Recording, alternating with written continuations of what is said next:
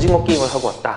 내가 우승했다. 내일이면은 456억이 이제 그 입금될 것이다. 그걸 입증할 수 있다면 당연히 사기가 안 되겠죠.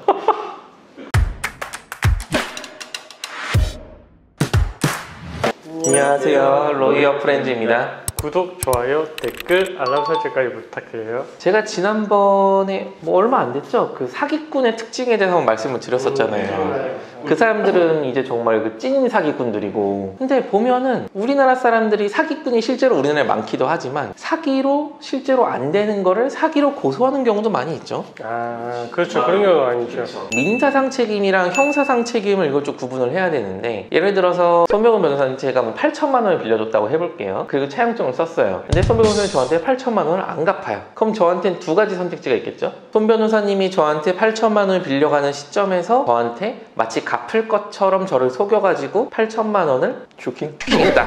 그럼 이제 사기죄가 되는 거고, 근데 8천만 원을 빌릴 당시에는 슈킹할 생각은 없었고 그냥 8천만 원을 얌전히 갚으려고 했는데 이자도 얹어주고, 근데 사업을 하다 보니까 사업이 잘 안 돼가지고 불가피하게 못 갚게 됐다. 이러면 이제 제가 민사소송을 걸어야겠죠. 8천만 원 달라고. 전자면은 이제 그 사기가 성립이 되고, 후자면은 원칙적으로 사기가 안 되는 게 맞아요. 근데 후자인 경우에도 우리나라 사람들이 일단 사기로 고소장을 집어 넣어놓고 시작하는 경우가 꽤 있어요. 왜냐면은 이제 사기로 고소장을 받고 나면은 이제 뭐 저희야 이제 밥 먹듯이 뭐 경찰서나 검찰청 이렇게 들락날락 하니까 이제는 가도 이제 별 느낌이 없거든요. 근데 일반적으로 영상 보시는 분들도 대부분 그렇겠지만 살면서 한 번이라도 뭐 경찰서나 검찰청을 갈 일이 거의 없죠. 그렇죠. 갑자기 가면은 이제 이경민 씨 뭐 사기로 고소가 들어와가지고 조사 좀 받아야 되니까 뭐 몇 월 며칠에 뭐 10시에 들어오세요 하면은 갑자기 오씨 뭐지? 뭐 이럴 거 아니야 지금. 그렇지. 사람이 이제 가면은 이제 가슴이 말랑말랑해진단 말이에요. 이제 빨리 이거를 해결하고 싶고 더 이상 이거의 사건에 얽매이고 싶지 않고, 그래가지고 이제 이경민 변호사님은 이제 그 사업이 안 돼가지고 8천만 원이 없는데 이제 뭐 저기 명동에 사채시장 가가지고 뭐 신장을 하나 팔고 8천만 원 빌려와서 저한테 주고 이럴 수도 있단 말이에요. 압박수단으로 좀 많이 쓰는 편이에요. 근데 뭐 저희 영상을 지금 보시는 분이라면은 이렇게 억울하게 사기로 피소가 됐을 때 잘 벗어날 수가 있겠죠. 다행이네요. 네, 아까 제가 말씀드렸죠. 사기로 이제 그 판단하는 여부는 결국 이제 돈을 빌리는 시점에 내가 무슨 생각을 가지고 있었느냐가 제일 중요하단 말이에요. 맞아요. 애초에 빌릴 때. 빌릴 때에는 사기칠 생각이 없었는데 나중에 돈이 없어서 못 갚는 건 어쩔 수 없는 거니까, 이게 민사상 채무의 문제니까. 빌릴 당시에 내가 갚을 생각이 있었는가, 그리고 갚을 능력이 있었는가. 근데 뭐 갚을 생각이 있었는지 없었는지는 사실 내 머릿속으로 들어가 봐야 되는 거니까 알 수가 없잖아요. 수사기관에서 주로 중점적으로 보는 거는 갚을 수 있는 능력이 있었는가, 요거를 좀 더 중점적으로 보는 것 같아요. 입증하기도 용이하고. 요거는 손 변호사님이 저한테 뭐 2021년 1월 1일 8천만 원을 빌려갔어요. 근데 손 변호사님은 그냥 뭐 취미가 돈 빌리는 거예요. 딴 사람한테. 친구한테 이제 뭔가 신뢰가 있는지 확인해 보려고 갑자기 전화해서 돈 좀 빌려줄래? 그래서 빌려주면은 찐한 친구, 안 빌려주면은 이제 절교하고. 그래서 나한테 8천만 원 빌려가긴 했지만 그 당시에 손병우 변호사님 통장에 800억이 들어있었어요. 이야. 쩐다.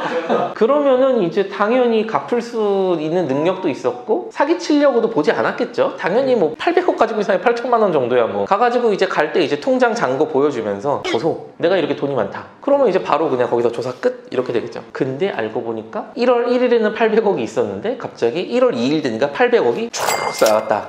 그런 문제가 될 수는 있겠죠. 그렇지, 그런 문제. 알고 보니까 그 전에도 8천만 원씩 1000번을 빌려가지고 800억으로 쌓은 거였어. 야, 능력 좋다. 그런 사람 있어요. 되게 여러 사람들한테 이제 탈탈탈 털어가지고 한 번 모아서 바로 이제 밀항하고 막. 그래서 이런 식으로 이제 통장 잔고를 잘 관리를 해야겠죠. 근데 반대로 이제 손병훈 변호사님이 2021년 1월 1일에 전에 돈을 빌리는데 통장 잔고가 뭐 530억이 들어있어요. 집에는. 그리고 이미 민사소송을 여러 개 당해가지고 빨간 딱지가 덕지덕지 붙어있어요. 그러면 당연히 어라 이놈 봐라, 이제 뭐 돈 갚을 능력도 없는데 마지막으로 한번 박성민이한테 8천만 원 털어먹고 튀려고 그랬구나, 이런 생각이 들겠죠. 맞아요. 그런 것도 있더라고요. 그 빌릴 때 또 아까 뭐 경제적 능력도 중요하지만 또 간접적으로 내가 뭐 어디서 돈이 들어올 게 있다든지 아니 뭔가 어떤 사업이 진행되고 있는 게 있다, 이래서 이제 돈이 뭐 원활하게 이제 돌아가고 갚을 수 있다 이렇게 했을 때, 그러면 그때 당시에 그 주장을 했던 그 내용에 대해서 또 입증을 해보라, 이제 객관적인 증거자를 가져보라, 이렇게도 하잖아요, 수사기관에서. 그쵸. 이제 뭐 손병훈 변호사님이 내가 지금 통장 잔고 530원이지만 내가 어제까지 이상한 섬에 납치돼가지고 오징어 게임을 하고 왔다. 내가 우승했다. 내일이면은 456억이 이제 그 입금될 것이다. 그걸 입증할 수 있다면 당연히 사기가 안 되겠죠. 이런 것도 괜찮네. 나 오징어 게임 우승자다.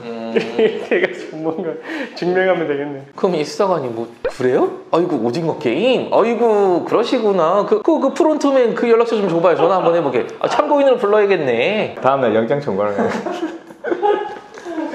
그쵸. 오일남 아저씨도 이제 뭐 자네가 나한테 사기를 쳤었나? 그럼 다 죽어! 그러면서 사기치면 그만해야겠다. 아, 예, 그렇습니다. 그래서 뭐 지난번에 이제 뭐 찐 사기꾼에 대해서 한번 말씀을 드려봤었고, 이제 오늘은 이제 이거는 민사상의 그 채권 채무 문제지 굳이 이제 뭐 형사상의 책임까지 가진 않는데 무리하게 고소가 됐을 경우에 어떻게 이제 대응을 해야 되는가에 대해서 간단히 말씀을 드려봤으니까요. 정말 내가 사기치려는 의도도 없었고 능력도 충분했다면은 무서워하실 필요 없이 충분히 그분을 잘 소명을 하시면 되겠습니다. 영상 시청해주셔서 감사합니다. 감사합니다.